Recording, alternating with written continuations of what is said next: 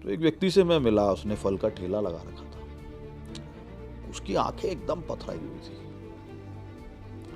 तो मैंने थोड़ा उससे बात की। मैंने कहा, दादा कहाँ से आए हो? तो कहे, भाई साहब मैं सिंध से आया हूँ। अच्छा, यहाँ कैसा चल रहा है? कि ठीक है भाई साहब। घर में कौन है? पत्नी है, 3 बच्चे हैं। तो मैंने कहा, यार आप आए क्यों? अच्छा सा परिवार है, 3 बच्चे हैं। बच्चियों पे तो फिर भी खतरा बहुत है, बच्चों पे क्या खतरा है? तो बोला, भाई साहब देखो, पत्नी से मैं बहुत ज़्यादा प्रेम करता हूँ और ये तीनों बच्चे मेरे नहीं हैं।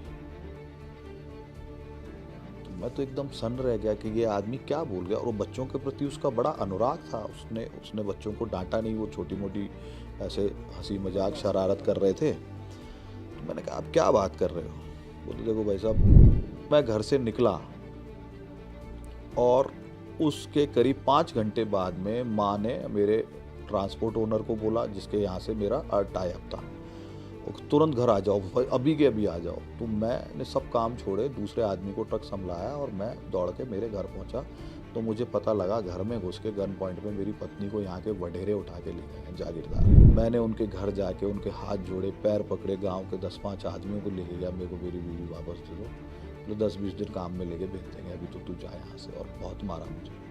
जाके पैर न फटे बिवाई, वो का जाने पीर पर आई। 8-9 साल की बच्ची को गन पॉइंट पे कोई घर में से उठा के ले गया। सेम डे गन पॉइंट पे उस बच्ची का कन्वर्जन हो गया और 9-10 साल की बच्ची का जबरन निकाह किसी 40-50 साल के आदमी से करवा दिया गया। ये सुन के रात को नींद आना बंद हो गई। अजीत जी, एक बहन है हमारी जोधपुर में, वो कहती है कि भैया मेरी माँ को निकलवा दो पाकिस्तान से। मैंने कहा, बात क्या है बताओ बहन जी। बोले, भैया मेरे 4 बच्चे ना वडेरे के बच्चे हैं, मेरे पति को उसने मार मार के अधमरा और अपाहिज कर दिया और मुझे घर से उठा के ले गया था। 4 बच्चे उसके हैं और मैं उसकी भोगदासी बन के वहाँ पे रही। और मुझे ये लोग धरती पे जीवित भगवान लगते हैं कि इतनी बड़ी राक्षसी व्यवस्था के अंदर भी उन्होंने भगवत गीता और भगवान राम के नाम का त्याग नहीं किया। इनके पास सबसे अच्छा विकल्प था कलमा पढ़ लेने का। इन्होंने नहीं पढ़ा इतने दबाव में भी, और अपने धर्म और अपने बच्चों को बचाने के लिए भारत में आए हैं। तो मोदी जी ने कहा कि हिंदू यहाँ नहीं आएगा तो कहाँ जाएगा भैया? और पाकिस्तान का ही क्यों, पूरी दुनिया का हिंदू भारत में नहीं आएगा बेचारा प्रताड़ित होकर, तो कहाँ जाएगा? हमारी सरकार आएगी तो हम इन सब की सुध भी लेंगे, इन सब का पुनर्वास भी देखेंगे और इनको अच्छा मानवीय जीवन मिले और सुरक्षित मानवीय जीवन मिले, इसकी सुनिश्चितता भी करेंगे। ये मोदी जी ने कहा है। ऐसा कहने वाला कोई दूसरा पॉलिटिशियन नहीं है। तो हमको उनकी मंशा पे अभी भी शक नहीं है, शंका नहीं है। समय की बात है, चीज़ें हैं, राजनीति है, इन लोगों की भी अपनी कई मजबूरियां रहती होंगी, पर वो इन लोगों के प्रति असंवेदनशील हो जाएंगे, ऐसा मेरा हृदय नहीं मानता है। जी जी। नमस्कार दोस्तों, मैं अजीत और आप देख रहे हैं डू पॉलिटिक्स। कई बार क्या होता है कि कुछ मुद्दे ऐसे होते हैं जिनके बारे में हम सुनते हैं, उनके कीवर्ड्स हमें याद रह जाते हैं, जैसे सीएए है। उसमें मूलतः हम सिर्फ यही समझते हैं कि भारत की सीमा से सटे हुए जो भी पड़ोसी राज्य हैं, उसमें जो रिलीजियस माइनॉरिटीज़ हैं उनके साथ जो उत्पीड़न हो रहा है, उनके कारण उनको भारत में नागरिकता में अब सुविधा दी जाएगी। पहले भी मिली करती थी नागरिकता और सारे लोगों के लिए ओपन था, उसी प्रक्रिया से आते थे। लेकिन पाकिस्तान में हिंदुओं की जो दुर्गति है, अफ़गानिस्तान में सिखों की जो दुर्गति है, या बांग्लादेश आप चले जाइए, तो इन सब को लेके एक वृहद, एक आप कह सकते हैं कि हमारी समझ विकसित नहीं हो पाई है, क्योंकि ज्यों ही इस पे चर्चा होनी थी तो ये शाहीन बाग की नौटंकी होने लगी और फिर भारत की सीमाओं को पूरी दुनिया के लिए खोलने की बातें की जाने लगी। इसी मुद्दे पे मैं आज आपको ऐसी शख्सियत से मिलवाने जा रहा हूं जो निमित्तकम एक संस्था है, उनके अध्यक्ष हैं, और इस व्यक्ति या इस संस्था की बात इसलिए भी आवश्यक हो जाती है कि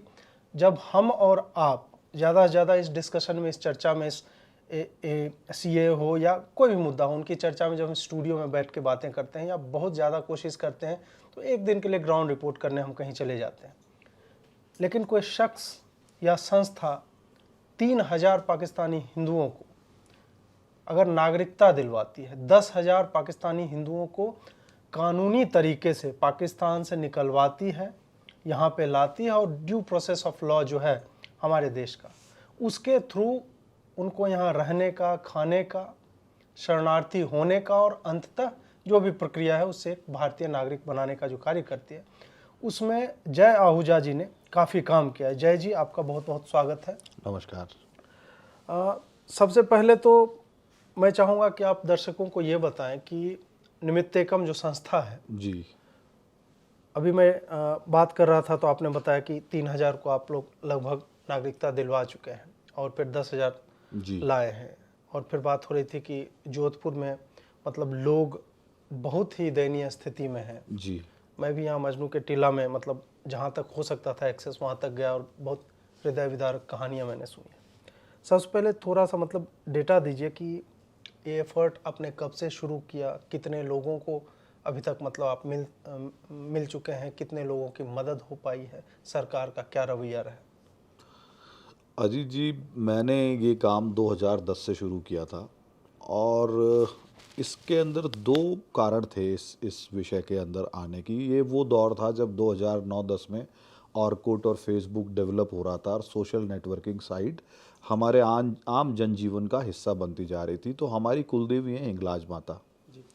अपने सनातन शास्त्रों के अनुसार माँ सती के शरीर के 52 हिस्से धरती पे अलग अलग जगह गए हैं, जिसमें माता जी का ब्रह्मरंध्र यानी ब्रेन, उनका मस्तिष्क हिंगुल पर्वत पे गिरा और वो सनातन धर्म का पहला शक्तिपीठ है। तो मैं माता जी के मंदिर की क्या स्थिति है जानने के लिए पाकिस्तान में लोगों को फ्रेंड रिक्वेस्ट भेजने लगा। उसमें उस यात्रा में एक मित्र बन गए हमारे फेसबुक पे, राकेश लखानी जी। वो मेरी तरह ही जन्म से भारतीय हैं, उनके पुरखे भी सिंध से माइग्रेट होके आए थे। वो अडानी मेडिकल कॉलेज के उस समय आईटी हेड थे और वो वर्डप्रेस के ब्लॉग्स लिखा करते थे रोज़ होने वाली घटनाओं पे। वहाँ के कुछ पत्रकारों से, एक्टिविस्ट से उनकी मित्रता थी। और सबसे ज़्यादा हृदय विदारक बात ये थी कि मेरी बिटिया उस समय 9 वर्ष की थी, लगभग 8-9 वर्ष की, और मैं 8-9 साल की बच्ची को गन पॉइंट पे कोई घर में से उठा के ले गया। सेम डे गन पॉइंट पे उस बच्ची का कन्वर्जन हो गया और 9-10 साल की बच्ची का जबरन निकाह किसी 40-50 साल के आदमी से करवा दिया गया। ये सुन के रात को नींद आना बंद हो गई अजीत जी। और मुझे लगा कि अगर मेरे दादाजी ने 1947 में भारत आने का निर्णय नहीं लिया होता तो इस बच्ची को, जो मेरी बिटिया है, जो मेरी आंखों का तारा है, इसको बचाने के लिए मुझे उस समाज में कितना संघर्ष करना पड़ता और किसी पिता पे क्या बीतेगी जब उसके बच्चे को कोई उसके हाथों में से छीन के ले जाएगा, या उसके बेटे बेटी के साथ स्कूल में रोज़ इस बात की प्रताड़ना होगी कि तुम काफिर हो, तुम अलग गिलास में पानी पियो, तुम हमारे साथ खाना नहीं खाओगे और तुम मूर्तियाँ पूजते हो। तो अगर इतनी प्रताड़ना मेरे बच्चों के साथ होती तो मुझे कैसा लगता। तो उनके आने का कारण भी वही है जो मेरे दादाजी का कारण आने का था। उनको इस्लामिक रिपब्लिक पाकिस्तान में नहीं रहना था। उनको समझ में आ गया था कि ये धरती अब श्रिंक हो चुकी है, यहाँ से निकलना चाहिए। तो मेरे दादाजी का हाथ पकड़ने वाला कोई नहीं था। तो मुझे लगा मुझे आगे बढ़ के इन सब भाई बहनों का हाथ पकड़ना चाहिए और समग्र हिंदू समाज को कहना चाहिए कि हम ऐसे दोनों बाहें फैला के इनको अपने आप में समेट लें, क्योंकि ये यहाँ नहीं आएंगे तो कहाँ जाएंगे, धरती पे और तो कोई जगह इनके लिए बची नहीं है। ये कारण था, मैं इसमें लगा। फिर 2012 में मुझे डॉक्टर ओमेंद्र रत्नू, मेरे सगे बड़े भाई से मेरे लिए जीवन में बढ़कर हैं, वो मिले।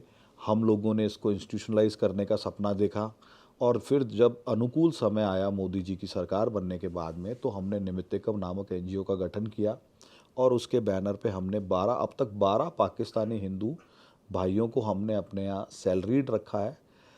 जाके पैर न फटे बिवाई, वो का जाने पीर पर आई। तो इस विचार से उन लोगों ने इतना एक्स्ट्रा ऑर्डिनरी काम किया है हमारी टीम ने।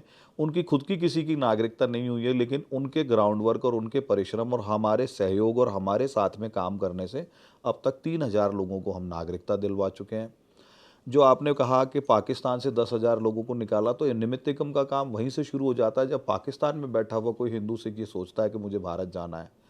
वो तुरंत अपने किसी परिचित को, मित्र को, रिश्तेदार को फ़ोन करता है और भारतीय नागरिक की स्पॉन्सरशिप गारंटी का डॉक्यूमेंट के बिना भारत का वीज़ा एम्बेसी में अप्लाई नहीं किया जा सकता। इस्लामाबाद भारतीय दूतावास में अगर किसी को वीज़ा के लिए फ़ाइल लगानी है तो उसको भारतीय गारंटर चाहिए। वो गारंटी के कागज़ निमित्तेकम बनवाता है उसको गवर्नमेंट ऑफिसर से अटेस्ट करवाते हैं, उसको पाकिस्तान तक पहुंचवाते हैं लीगल तरीके से, और उन लोगों के वीज़ा के पेपर्स वहाँ पे फाइल करने के लिए उनको हम प्रेरित करते हैं। और फिर जब उनके वीज़ा के पेपर लग जाते हैं तो गारंटर की वेरिफिकेशन आईबी करती है, इसमें 3-4 महीने का समय लगता है। वो ठीक तरीके से होके और वापस पाकिस्तान तक पहुँचे और संबंधित व्यक्ति को वीज़ा मिले, इसका हम लोग प्रयास करते हैं। तो ऐसे जब कोई पाकिस्तान से निकलना चाहता है तो उसको हम फैसिलिटेट करते हैं, उनके रिश्तेदारों को मोटिवेट करते हैं, उनके गारंटी लेटर बनवाते हैं और पाकिस्तान भेजते हैं। ये एक प्राथमिक काम निमित्ते कम का मैंने आपको बताया। इसको और आगे बढ़ा दें तो व्यक्ति जब भारत के बॉर्डर में आ गया तो वो विदेश मंत्रालय का केस नहीं है, फिर वो गृह मंत्रालय का मामला है, तो उसको तुरंत सीआईडी के दफ्तर में ले जाके हम रजिस्टर्ड करवाते हैं।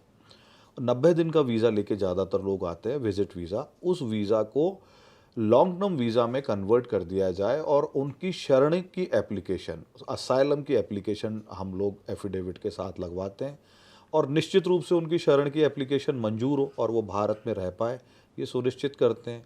फिर उनके बच्चों के एडमिशन है। राजस्थान ऐसा पहला स्टेट है जहाँ पे राइट टू एजुकेशन में बच्चे एंटाइटल हुए 2012 में हमारे प्रयासों से। उसके बाद भारत के अन्य राज्यों ने भी उसी ऑर्डर को फॉलो करके अपने अपने यहाँ लोकली ऑर्डर किए। तो राइट टू एजुकेशन में ज़्यादातर बच्चे पढ़ रहे हैं अच्छे स्कूलों में। मेडिकल का जो अरेंजमेंट है वो मेरे बड़े भाई आदरणीय डॉक्टर ओमेंद्र रत्नू खुद एक सर्जन हैं और ईएनटी सर्जन है, तो उन्होंने जयपुर, जोधपुर, कई शहरों के स्थानीय डॉक्टरों को कंसोर्टियम बना के जोड़ा हुआ है। क्योंकि पाकिस्तानी पासपोर्ट होल्डर हैं तो वो आयुष्मान भारत या ऐसी किसी भी सरकारी योजना के लाभार्थी नहीं हो सकते। फिर माननीय राजनाथ सिंह जी के समय एम्स जोधपुर को एक चिट्ठी लिखवाई गई थी कि इनको इलाज करने के लिए एंटाइटल किया जाता है, वो उन्होंने ये जो स्वास्थ्य मंत्रालय है इसके सहयोग से कराया था। तो दिल्ली से जो चिट्ठी गई तो उसके कारण जोधपुर एम्स एक बहुत बड़ी सुविधा के रूप में हमारे लिए, अब हमारे लोगों के लिए उपलब्ध हो गया है। तो एक 360 डिग्री एक शब्द है, दसों दिशाओं से किया जाने वाला, राउंड द क्लॉक किया जाने वाला काम है। और मैं मेरे बच्ची को भी ऐसे ही संस्कार दे रहा हूँ कि जब मैं ना रहूँ तो भी ये लाखों लोग फंसे हुए हैं, तो तुम लोग ये काम जरूर करना। चैरिटी बिगिंस एट होम वाली बात अगर कहें तो वो घर में भी होना ही चाहिए हमारे। इतने केसेस आपने ये किए हैं, उन्हें मतलब अपने अंतिम परिणाम तक पहुंचाए हैं, तो इसमें से कई मामले ऐसे भी आए होंगे जो मतलब जाहिर सी बात है कि जिसके ऊपर बीतती है वो महसूस करता होगा, लेकिन एक व्यक्ति के तौर पे जब आपके सामने इस तरह की कहानियाँ आती होंगी कि किसी की बिटिया को खींच लिया, हम लोग पढ़ते हैं न्यूज़ में, और आप जब उन माताओं से मिलते होंगे या उस पिता से मिलते होंगे, कोई ऐसी कहानी जो आपको याद हो तो वो बताइए। मैं मतलब एक अंग्रेजी में शब्द होता है स्पीचलेस, या शब्दहीन हो जाते हैं हम, उनके निशब्द हो जाते हैं उनके पीड़ा के बारे में सोच के। तो हरियाणा के एक शहर में हमें जानकारी मिली कि कुछ लोग रह रहे हैं, तो मैंने कहा कि भाई इनका कोई, हमारे यहाँ राजस्थान में बोलते हैं धनी धोरी, राजस्थान में तो निमित्ते कम है, बाकी ज़्यादातर स्टेट्स में इनका धनी धोरी, कोई माई बाप, कोई रखवाला, कोई गार्जियन लोकल नहीं है। तो मैं हर जगह पे मैंने पहुंचने का प्रयास किया है, कम से कम उत्तर भारत में। तो मैं जालंधर भी गया हूँ, 300 परिवार वहाँ रह रहे हैं। हरियाणा के, मैं शहर का नाम इसलिए नहीं लूँगा क्योंकि मैं उस व्यक्ति को आइडेंटिफाई नहीं करना चाहता। तो हम मिले उनसे तो पता चला कि यहाँ फल फ्रूट के ठेले लगा रहे हैं, पास के एक पार्क में, सरकारी पार्क में टेंट लगा के रह रहे हैं। कुछ स्थानीय हिंदू एक्टिविस्ट उनकी सहायता भी कर रहे हैं थोड़ी थोड़ी रोजगार, रोजी रोटी के लिए। तो एक व्यक्ति से मैं मिला, उसने फल का ठेला लगा रखा था, उसकी आंखें एकदम पथराई हुई थी। तो मैंने थोड़ा उससे बात की, मैंने कहा दादा कहाँ से आए हो? तो कि भाई साहब मैं सिंध से आया हूँ। अच्छा, यहाँ कैसा चल रहा है? कि ठीक है भाई साहब। घर में कौन है? पत्नी है, 3 बच्चे हैं। मैंने कहा अच्छा अच्छा, तो ज़रा चलो बच्चों से मिलेंगे, चाय वाय पियेंगे आपकी झोपड़ी में। अरे भाई साहब वहाँ जगह ही नहीं। मैंने कहा हम सड़क ज़मीन पे बैठेंगे ना आपके साथ, मैं आपसे बड़ा थोड़ी हूँ, मैं भी तो कच्ची बस्तियों में ही रहता हूँ आपकी तरह। हालांकि मैं रहता भी हूँ, मैं हमारे भील समाज, मेघवाल समाज की बस्तियों में जाके ही रहता हूँ जोधपुर में, ज़्यादातर समय उनके बीच में ही निकलता है, मैं उनके बीच में बहुत सहज भी हूँ। और मुझे ये लोग धरती पे जीवित भगवान लगते हैं कि इतनी बड़ी राक्षसी व्यवस्था के अंदर भी उन्होंने भगवत गीता और भगवान राम के नाम का त्याग नहीं किया। इनके पास सबसे अच्छा विकल्प था कलमा पढ़ लेने का। इन्होंने नहीं पढ़ा इतने दबाव में भी, और अपने धर्म और अपने बच्चों को बचाने के लिए भारत में आए हैं। तो मैं थोड़ा उनको मैंने इंसिस्ट किया, आग्रह किया, तो वो मुझे ले गए अपने झोंपड़े में। एक 10 बाई 15 का झोपड़ा होगा, टेंट लगा हुआ था, बीच में एक चादर खींच रखी थी, उधर जो है भाभी जी ने छोटी सी अपना स्टोव की व्यवस्था कर रखी थी, और इधर एक खाट थी। तो हम दोनों खाट पे बैठ गए। बच्चे पास में थे तो उन्होंने कहा जाओ तुम जरा खेलो बाहर। तो मैंने कहा यार आप आए क्यों? अच्छा सा परिवार है, 3 बच्चे हैं, बच्चियों पे तो फिर भी खतरा बहुत है, बच्चों पे क्या खतरा है? तो बोला भाई साहब देखो, पत्नी से मैं बहुत ज़्यादा प्रेम करता हूँ और ये तीनों बच्चे मेरे नहीं हैं। तो मैं तो एकदम सन्न रह गया कि ये आदमी क्या बोल गया। और वो बच्चों के प्रति उसका बड़ा अनुराग था। उसने बच्चों को डांटा नहीं, वो छोटी मोटी ऐसे हंसी मजाक शरारत कर रहे थे। तो मैंने कहा आप क्या बात कर रहे हो? बोले देखो भाई साहब, ये हमारी रिश्तेदारी में दूर में मेरी पत्नी थी, और एक शादी में मैंने इसको देखा था। एक दोनों ओर की रिश्तेदारी की शादी थी। तो मैं मेरी माँ का इकलौता बेटा हूँ, तो मैंने मेरी माँ से कहा कि मुझे इसी से शादी करनी है। मेरी माँ रिश्ता लेके गई वहाँ पाकिस्तान में। हमारी कुछ 50 बीघा ज़मीन थी नहरी इलाके में घर की, और मेरे पास 3 ट्रक थे, और मेरा 2 मंजिल का मकान भी था गांव में। तो मैं अच्छे से मेरी शादी हुई, मैं इनको लेके आया। वह मेरा काम ऐसा था कि 5 दिन बाद शादी के मैं अपना ट्रक लेके चला गया, क्योंकि मेरे को वचन दिया हुआ था, मैंने माल लोड करके पहुंचाना था मेरे को बलूचिस्तान। तो मैं घर से निकला, और उसके करीब 5 घंटे बाद में माँ ने मेरे ट्रांसपोर्ट ओनर को बोला, जिसके यहाँ से मेरा टाई अप था, वो तुरंत घर आ जाओ भाई, अभी के अभी आ जाओ। तो मैंने सब काम छोड़े, दूसरे आदमी को ट्रक संभलाया, और मैं दौड़ के मेरे घर पहुँचा।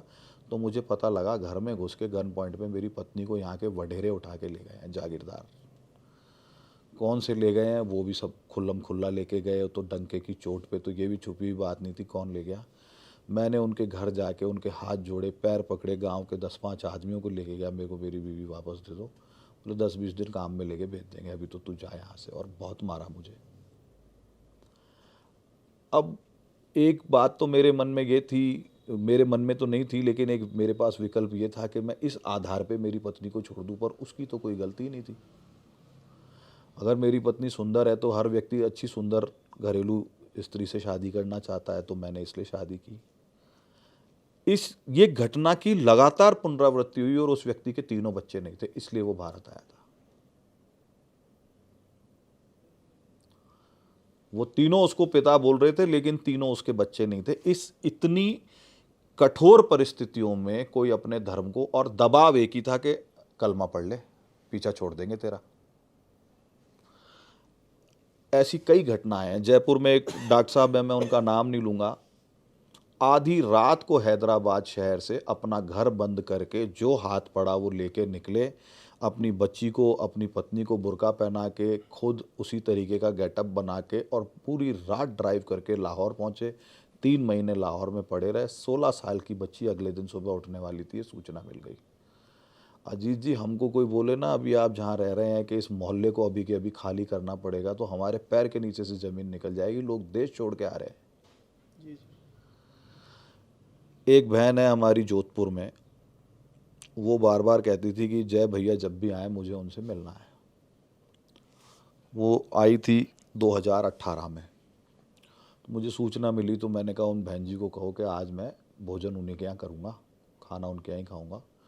तो बोले कि भैया वो आपको बोल रहे हैं, मैं अकेले में बात करूँगी भाई साहब से। मैंने कहा हमारी बहन है, अकेले में बात करना चाहेंगी तो कर लेंगे, आप लोग 2 मिनट बाहर रुक जाना। और हैं तो सब टीन टाट की झोंपड़ियाँ ही। तो हम चले गए भाई साहब वहाँ। वो कहती है कि भैया मेरी माँ को निकलवा दो पाकिस्तान से। मैंने कहा बात क्या है बताओ बहन जी। बोले भैया मेरे 4 बच्चे ना वढेरे के बच्चे हैं, मेरे पति को उसने मार मार के अधमरा और अपाहिज कर दिया, और मुझे घर से उठा के ले गया था। 4 बच्चे उसके हैं, और मैं उसकी भोगदासी बन के वहाँ पे रही हूँ, और मैं 4 बच्चों को बचा के यहाँ ले आई हूँ। मेरे पति की तो हालत ऐसी है कि वो तो बेचारा चल भी नहीं सकता। अब उसका तो जो होगा हमारे हाथ में नहीं है।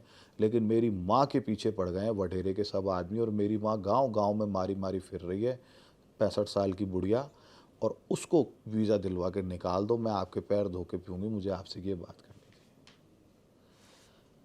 अंतहीन वेदना है अजीत जी, हम कितनी पूरी रात भी बात करें तो बातें ख़त्म नहीं होंगी अजीत जी।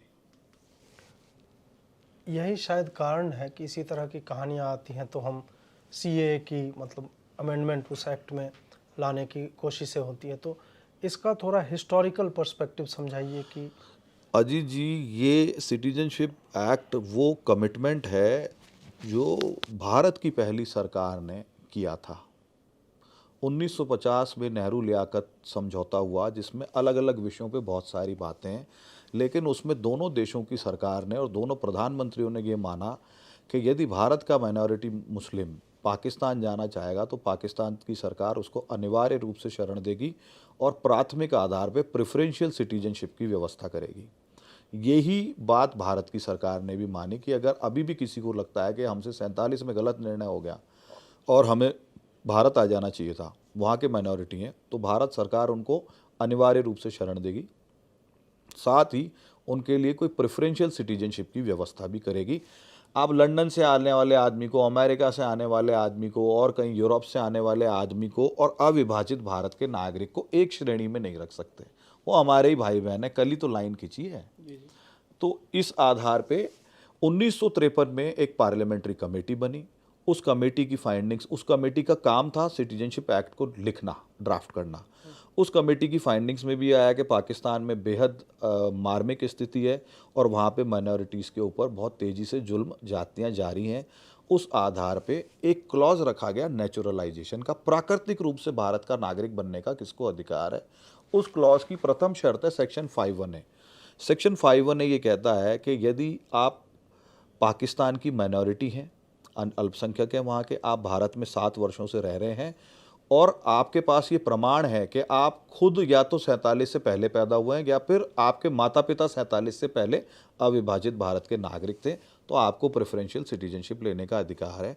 सिटीजनशिप एक्ट की ज़रूरत इसलिए पड़ी कि अब जो लोग हैं उनके पास ये प्रमाण नहीं है कि 47 से पहले उनके पिताजी पैदा हुए थे, तो वो 12 साल वाले बाय रजिस्ट्रेशन वाले नॉर्मल सिटीजनशिप वाले क्लॉज में चले जाते हैं। उससे उनकी और उनके बच्चों की जीवन नर्क हो जाता है और उनको बहुत लंबे समय इंतजार करना पड़ता है। तो हमने भारत सरकार से सिटीजनशिप अमेंडमेंट एक्ट में यही आग्रह किया था कि आप ये 1947 वाली शर्त को हटवा दीजिए और इन लोगों को एक ही समय नागरिकता मिल जाए, ऐसी व्यवस्था कीजिए पूरे परिवार को। तो 7 वर्ष को घटा के 5 वर्ष कर दिया और ये 47 वाली जो 1947 से पहले जन्म वाली जो शर्त थी, इसको सिटीजनशिप एक्ट में हटा दिया।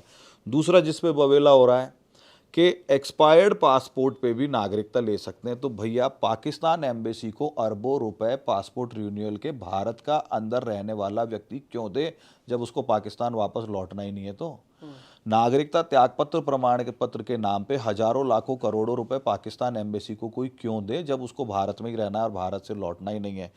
शिवराज पाटिल जी के समय ये अरेंजमेंट सेम हुआ था कि जिन लोगों को 7 वर्ष से अधिक भारत में आए हुए हो गए 2004 से 6 के जब नागरिकता की विंडो खोली गई थी, उनको पासपोर्ट रिन्यूअल की कोई आवश्यकता नहीं है, वो कलेक्ट्रेट में जाके एक एफिडेविट दें और पासपोर्ट सरेंडर कर दें। इसी प्रकार का एक ऑर्डर 2014 में माननीय राजनाथ सिंह जी ने भी किया था, जिसकी मेरे पास में देखिए कॉपी है। ये ऑर्डर होता है 17 नवंबर 2014 को। इसमें भी ये कि ये बात 6 नंबर कॉलम के अंदर कही गई है, आपको मैंने दिया है, आप स्कैन करके दर्शकों को दिखाइएगा। और फिर इसी का क्लेरिफिकेशन 2016 में जब माननीय राजनाथ सिंह जी ने हम लोगों के आग्रह पे जो नागरिकता देने के अधिकार केंद्रित हैं भारत के गृह सचिव के पास, हमारे आग्रह पे शिवराज पाटिल जी की तरह ही दोबारा से नागरिकता देने के अधिकार 2 साल के लिए कलेक्टरों को दिए। तो उसमें भी मेंशन किया कि हम 23 दिसंबर 2016 को ये आदेश जारी कर रहे हैं कि अब से 7 वर्ष पूर्व 31 दिसंबर 2009 तक जिनका भारत में अराइवल हो चुका है उनको अपने पासपोर्ट कलेक्ट्रेट में ही सरेंडर करने हैं, पाकिस्तान एम्बेसी में धक्के खाने की कोई ज़रूरत नहीं है। और वो एक एफिडेविट लिख करके रेनाउंसेशन सर्टिफिकेट भी प्राप्त करने की पाकिस्तान एम्बेसी से ज़रूरत नहीं है। एक 100 रुपये के स्टाम्प पे एफिडेविट लिखें कि हमने पाकिस्तान की नागरिकता को शपथपूर्वक त्याग दिया है और भारत की नागरिकता ले लें। अब 2009 वाले केसेस तो हमने निकलवा दिए। अब रोज सुबह पाकिस्तान एम्बेसी के बाहर 100-100, 150-150 पाकिस्तानी हिंदू और सिख खड़े होते हैं बेचारे। लाखों लाखों रुपए की उनकी फीस ड्यू है, क्योंकि 6,000 रुपये प्रति वर्ष प्रति व्यक्ति पासपोर्ट रिन्यूअल की फीस है। किसी का 5 साल से रिन्यू नहीं है। एक ही घर में 10 लोग होना बहुत ही नॉर्मल सी बात है हमारे दलित हिंदुओं में। हमारे ट्राइबल हिंदू जो पाकिस्तान से आए हैं, आने वाले 80% लोग दलित और ट्राइबल हिंदू हैं। भील हैं, मेघवाल हैं, कोली हैं, बागड़ी हैं और वाल्मीकि हैं। इस समाज के लोग काफ़ी बड़ी संख्या में भारत में आए हुए हैं। इन दलित हिंदुओं के पास, ट्राइबल हिंदुओं के पास खाना खाने के तो पैसे नहीं है। अजीत जी, ये 60-60 हज़ार रुपये सालाना की फ़ीस कहाँ से भरेंगे? तो ये हमारा बार बार भारत सरकार से आग्रह है कि भाई आप पाकिस्तान जैसे एनिमी मुल्क को रोज़ 15-20 लाख रुपए की कमाई क्यों करवा रहे हैं? कितनी सरलता से राजनाथ सिंह जी के समय काम हुआ, कितनी सरलता से वहाँ पे लोकली हम पासपोर्ट सरेंडर कर देते थे। एक एनिमी मुल्क जो हिंदुओं से घृणा के आधार पे खड़ा हुआ है, वो पाकिस्तानी हिंदुओं को वहाँ पे कितने बुरे तरीके से उनका अपमान किया जाता है रोज़ाना। ये आप में से कोई भी जाके रोज़ सुबह देख सकता है। 2 घंटे के लिए विंडो खुलती है, इसलिए सुबह 4 बजे से लोग लाइन लगाते हैं कि उस 2 घंटे में मेरा नंबर आ जाए। विंडो खुलेगी 10 बजे, अजीत जी लाइन लगती है सुबह 4 बजे से। कितनी प्रताड़ना हमारे ही देश में निरीह लोगों को भोगनी पड़ रही है। ये अभी हमारा करंट विषय है कि सीएए में किसी स्ट्रेटेजिक रीजन से समय लग रहा होगा, कोई बात नहीं, पर जो ऑर्डर कांग्रेस की सरकार कर चुकी है, पासपोर्ट सरेंडर 7 ईयर्स बिफोर वालों का कलेक्ट्रेट में हो सकता है, जो ऑर्डर माननीय राजनाथ सिंह जी कर सकते हैं, उस ऑर्डर के सपोर्ट में मैंने जयपुर कलेक्टर को एक प्रतिवेदन दिया। राजस्थान सरकार को फॉलोअप करके उसको दिल्ली भिजवा दिया। आज देखिए 1 वर्ष का समय हो गया।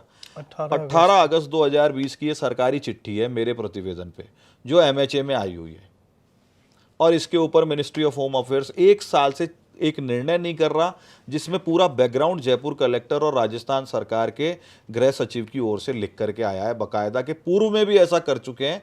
इसलिए अभी भी आपसे आग्रह करते हैं कि ऐसा कर दिया जाए, लेकिन उस बात पे कोई भी सुनवाई नहीं है। ये अभी हमारे लिए बहुत ही दुख का विषय बना हुआ है।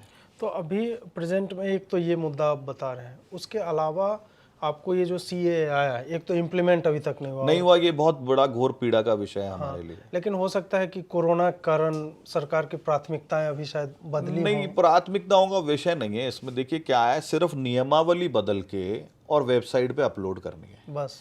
अभी आप अगर एमएचए की वेबसाइट पे जाएंगे, होम अफेयर्स की वेबसाइट पे, उसमें आप सिटीजनशिप वाले क्लॉज को देखेंगे तो उसमें आपको सिटीजनशिप वाला कॉलम खुलते ही कहेगा कि 1955 के नागरिकता अधिनियम के तहत आप किस सेक्शन में फॉल करते हैं, उसमें अपना पेपर फाइल करें।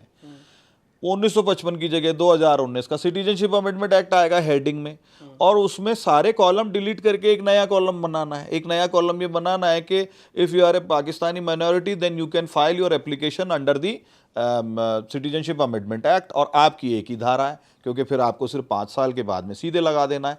तो वो वाला अभी तक डेवलप नहीं हुआ। तो इतना कॉम्प्लेक्स नहीं है। जब आप संसद में दोनों सदनों में पास करा सकते हैं, तो नियमावली 2 साल से 1.5 साल से नहीं बन रही है। सरकार बार बार राष्ट्रपति जी से एक्सटेंशन मांग रही है। कहीं ऐसा तो नहीं है कि लोग शाहीन बाग टाइप का देख के उनको अप्रेंशन हो? अब अजीत जी, हम लोग तो देखिए सामाजिक कार्यकर्ता हैं। सरकार के अंदर क्या चल रहा है तो सरकार जाने।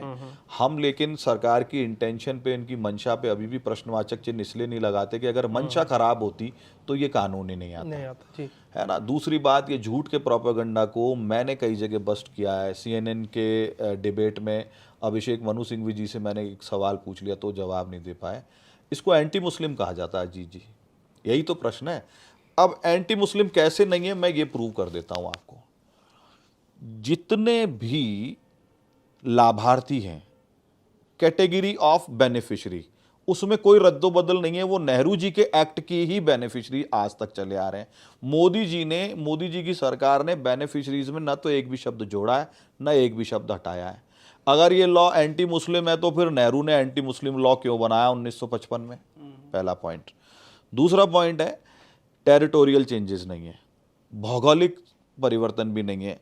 भारत में आपकी जानकारी में जो बर्मा कन्फ्लिक्ट के अंदर बर्मीज हिंदू भी बड़ी संख्या में आए, उनके लिए कोई रिलीफ भारत सरकार ने अनाउंस की क्या? नहीं की।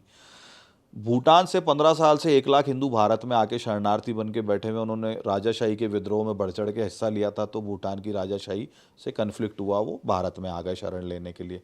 उन 1 लाख हिंदुओं के लिए कोई बात है क्या? श्रीलंका से तमिल हिंदू बड़ी संख्या में आके तमिलनाडु में रह रहे हैं, उनकी कोई बात है? यानी भारत सरकार ने अफगानिस्तान और पाकिस्तान, ये मूल एक्ट में लिखा हुआ है, पूर्वी पाकिस्तान के उत्तराधिकार में बांग्लादेश बना है, इसलिए उनको नेचुरल बेनिफिशियरी माना जाता है। तो भारत सरकार ने पूर्वी पाकिस्तान ऑब्लिक बांग्लादेश एक ही बात है, पश्चिमी पाकिस्तान यानी आज का पाकिस्तान और अफगानिस्तान की टेरिटोरी फिक्स की थी नेहरू जी की सरकार ने, उन्होंने इसमें भी छेड़छाड़ नहीं की है। तो ये एंटी मुस्लिम कैसे हुआ, इसका किसी के पास जवाब नहीं। अभिषेक मनु सिंघवी जी कहते हैं कि जिस सेक्शन 5(1)(a) की ये लोग बात करते हैं वो इंडिजीनियस लोगों के लिए है। तो मैंने कहा आदरणीय है, आपकी सरकार 50-55 साल रही है भारत में, सेक्शन 5(1)(a) जो पाकिस्तानी और अफगान माइनॉरिटीज़ को एड्रेस करता है, उसमें आपने एक नागरिकता सिंगल किसी मुसलमान भाई को वहाँ से माइग्रेटेड को दियो इंडिजीनियस मान के, तो कृपया बताइए। बोले तो डेटा चेक करना पड़ेगा। तो भाई झूठ बोलने आते हो, तुम्हारे पास डेटा है ही नहीं, हमारे पास डेटा है, हम चुनौती दे रहे हैं, एक की भी नहीं करिए, ढूंढ के बता दो आप, अगर करियो तो हम ये काम करना हमेशा के लिए छोड़ देंगे। एक जो बात हम लोग कर रहे थे कि बच्चों की सिटीजनशिप, हाँ, ये policy of discrimination Sonia Gandhi ji के समय तो ये लागू हुई थी कि ये सारे के सारे कागज जो स्पॉन्सरशिप के हैं उसको गजटेड ऑफिसर से अटेस्ट कराना पड़ेगा, और गजटेड ऑफिसर अटेस्ट ही नहीं करेगा, वो अपनी सेल्फ अटेस्टेड कलर्ड आईडी भी देगा। अच्छा, तो ये अभी भी चल रहा है। अब इतना ही नहीं होता, गजटेड ऑफिसर को आईबी वाले फ़ोन करके डराते भी, हाँ भाई डॉक्टर साहब आप ही ने दिए गया इसके ऊपर अटेस्टेशन। डॉक्टर साहब कहते हैं भैया मैं किस चक्कर में फंस गया। तो एक अधिकारी 6 महीने से ज़्यादा हमारे पास चलता नहीं है। अच्छा, इतने में 2-4 फ़ोन आके वो डर के भाग जाता है। इसी प्रकार से पाकिस्तान की सरकार ने और एम्बेसी ने भी एक काम किया है। भारत के लॉ के हिसाब से सेक्शन 5(1)(e) और 5(1)(d) में बालिग और नाबालिग बच्चे जिनके माता पिता को भारतीय नागरिकता मिल गई है, उनको भारतीय नागरिकता 7 वर्ष बाद प्राप्त करने का अधिकार है। हमने ऐसे में कोई 50 बच्चों की फाइलें लगाई हैं, वो फाइलें अप्रूव भी हो गई। उनको ये कहा गया कि भाई 2009 के बाद अराइवल है तो आप अपना पासपोर्ट दिल्ली में सरेंडर करवाइए और वहाँ से नागरिकता त्यागपत्र, प्रमाण पत्र, रिनाउंसिएशन सर्टिफिकेट पाकिस्तान एम्बेसी से लाइए। पाकिस्तान एम्बेसी ये कहती है कि बच्चे के लिए माता पिता को पासपोर्ट सरेंडर करने का अधिकार नहीं है। ये उन्होंने 1-1.5 साल पहले चेंज किया है। अच्छा, ये बच्चा 21 साल का हो, फिर ये पाकिस्तान जाए, वहाँ पर अपना आईडी बनवाए, पहचान पत्र, फिर ये वापस आया और हमें ये बताया कि मैं free will say Pakistani citizenship छोड़ रहा हूँ, तो हम इसका पासपोर्ट सरेंडर करेंगे। अब अजीत जी, हमने 12 साल के बच्चों की नागरिकता के पेपर कंप्लीट करा के और सरेंडर लेटर निकलवा दिए, लास्ट स्टेप बचा है। हमने 14 साल के बच्चों के निकलवा दिए। 12 साल का बच्चा 9 वर्ष इंतजार करे, उसका पूरा परिवार भारत की नागरिकता प्राप्त कर चुका है, और वो 21 साल का हो तो पाकिस्तान जाएगा किसके साथ? उस नर्क में 9 साल बाद उसको कौन लेके जाएगा? तो हम इसलिए पुनः भारत सरकार से आग्रह कर रहे हैं कि जैसे आप पहले 7 वर्ष वालों को कलेक्ट्रेट में अनुमति दे रहे थे बिफोर 7 ईयर अराइवल वालों को, वैसे अब दे दीजिए। ये काम तो कांग्रेस ने भी किया है, भाजपा ने भी किया, और ये तो पूर्ण मानवीय काम है। इसमें समस्या क्या है? आप क्यों पाकिस्तान को रोज 15-20 लाख रुपए का रेवेन्यू दिलवा रहे हैं? उसी से वो गोली खरीदेगा, बम खरीदेगा, हमारे बच्चों को मारेगा। तो ऐसा काम भारत सरकार के नाक के नीचे हो रहा है। रोज गरियाए जा रहे हैं वहाँ पे हिंदू और सिख, उनको कुत्ते की तरह खदेड़ा जा रहा है। तो ये हमारा बार बार आग्रह है कि राजस्थान सरकार ने एक चिट्ठी भेजी हुई है, वो हालांकि हमने ही फॉलोअप करके भिजवाई है, प्रोसीजर से वो निकल के आई है। उस चिट्ठी का आपको जवाब देना है। पूरे भारत में जितने भी पाकिस्तानी हिंदू रोज बस पकड़ के, ट्रेन पकड़ के, कोई छत्तीसगढ़ से, कोई महाराष्ट्र से, कोई मध्य प्रदेश से धक्के खाते हुए, राजस्थान से, हरियाणा से, पंजाब से धक्के खाते हुए पासपोर्ट सरेंडर करने आ रहे हैं, उन सब की पीड़ा हर लीजिए ना एक चिट्ठी निकाल के, और ट्रैक रिकॉर्ड मौजूद है। हम नई चीज़ तो कुछ मांग ही नहीं रहे हैं। जय जी, मेरी उम्मीद है कि आप लोग जिस तरह से लगातार संघर्ष कर रहे हैं एक तरह से, कि कुछ पॉइंटर्स इंक्लूड करवाए जाएं, या कुछ जो गवर्नमेंट के लेवल पे ऑर्डर निकालने से अगर कलम के एक स्ट्रोक से इतने हज़ारों बच्चों की ज़िंदगियां जो है बेहतर हो सकें, बिल्कुल हो सकता इतने हज़ारों हिंदू, सिख या जो भी माइनॉरिटीज़ इन देशों में मूलतः हिंदू और सिख ही हैं, उनके जीवन में बदलाव आ सके, और उनको मतलब एक तरह से मतलब हमारे पास अगर जगह है, हम उनको अपना सकते हैं, उनको एक सम्मानित ज़िंदगी दे सकते हैं। आपने कहा कि मतलब बताइए 50 बीघा जिसके पास ज़मीन हो, एक अच्छा ट्रांसपोर्टेशन का बिजनेस चल रहा हो, अपना घर हो, और उसके साथ जब इस तरह की घटनाएं होती हैं, और वो जाएगा तो जाएगा कहाँ? वस्तुतः अब मेरे विचार में सरकार को तो ये चाहिए था कि एक लाइन ये भी लिखते ये अमेंडमेंट एक्ट में कि नेचुरल होम जो है, हिंदू धर्म और उसके अंग प्रत्यंग जो भी हैं, उससे निकले हुए धर्म या पंथ हैं, उनका नेचुरल होम होना चाहिए। जैसे इजराइल, ज्यूज जहाँ भी होंगे वो इजरायली होंगे। देखिए, मैं मंशा पे प्रश्न चिन्ह नहीं लगाता हूँ, इसीलिए मैं आपको आपने बहुत सुंदर बात मुझे याद दिला दी। 2012-13 की बात है, 13 की बात है। माननीय प्रधानमंत्री जी कैंपेन कमेटी के हेड हो गए थे, प्रधानमंत्री पद के उम्मीदवार डिक्लेयर नहीं हुए थे। हमारी आवाज़ शायद दीपक चौरसिया जी सुनते होंगे, हम तो छोटा बड़ा हल्ला तो हम मचाते ही रहते थे तब भी, कि बचाओ हमारे लोगों को। तो दीपक चौरसिया जी ने पहला इंटरव्यू, ब्रेकिंग इंटरव्यू था वो मोदी जी के कैंपेन कमेटी चेयरमैन डिक्लेयर होने के बाद में, और उसमें दीपक चौरसिया जी ने प्रश्न पूछा, और प्रश्न ये पूछा कि ये पाकिस्तान में हिंदुओं पे बड़े अत्याचार हो रहे हैं, इस विषय पे आपका, इस बात पे आपका क्या स्टैंड है। तो मोदी जी ने कहा कि हिंदू यहाँ नहीं आएगा तो कहाँ जाएगा भैया, और पाकिस्तान का ही क्यों, पूरी दुनिया का हिंदू भारत में नहीं आएगा बेचारा प्रताड़ित होकर तो कहाँ जाएगा। हमारी सरकार आएगी तो हम इन सब की सुध भी लेंगे, इन सब का पुनर्वास भी देखेंगे, और इनको अच्छा मानवीय जीवन मिले और सुरक्षित मानवीय जीवन मिले, इसकी सुनिश्चितता भी करेंगे। ये मोदी जी ने कहा है। ऐसा कहने वाला कोई दूसरा पॉलिटिशियन नहीं है, तो हमको उनकी मंशा पे अभी भी शक नहीं है, शंका नहीं है।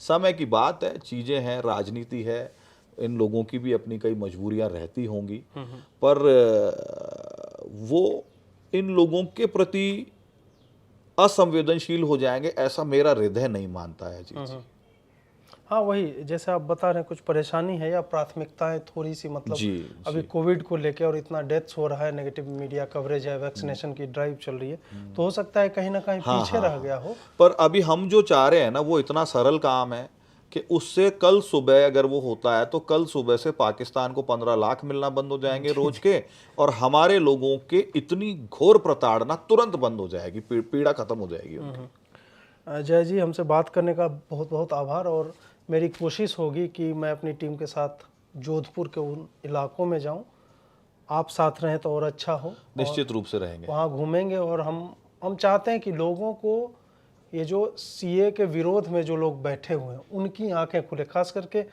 22-23 साल के नवयुवक और नवयुवतियां जो हैं, जो कॉलेजेस से निकलते हैं, और उनको जो एक वामपंथी और हिंदू घृणा वाला प्रोपेगेंडा चलाया जाता है, उनके लिए जो मतलब मुसलमान भी आ जाएं, पाकिस्तान के, बांग्लादेश के भी आ जाएं, ये क्यों नहीं खोला, इस तरह के जो प्रश्न होते हैं उनकी आंखें खोलना बहुत ही आवश्यक है। तो मैं कोशिश करता हूं कि 10-15 दिन में जब भी हमें मौका मिलेगा, आपका स्वागत है, और आपके जीवन का एक बिल्कुल अनुभव अलग होगा। आप उनकी वेदना को निकट से देख पाएंगे, तो मुझे लगता है कि आपकी कार्यप्रणाली, आपके जीवन में भी उस संवेदना का एक महत्व बनेगा। आप आइए, आपका स्वागत है, आपकी पूरी टीम का स्वागत है। जी जी, बहुत बहुत आभार हमसे जुड़ने का। धन्यवाद।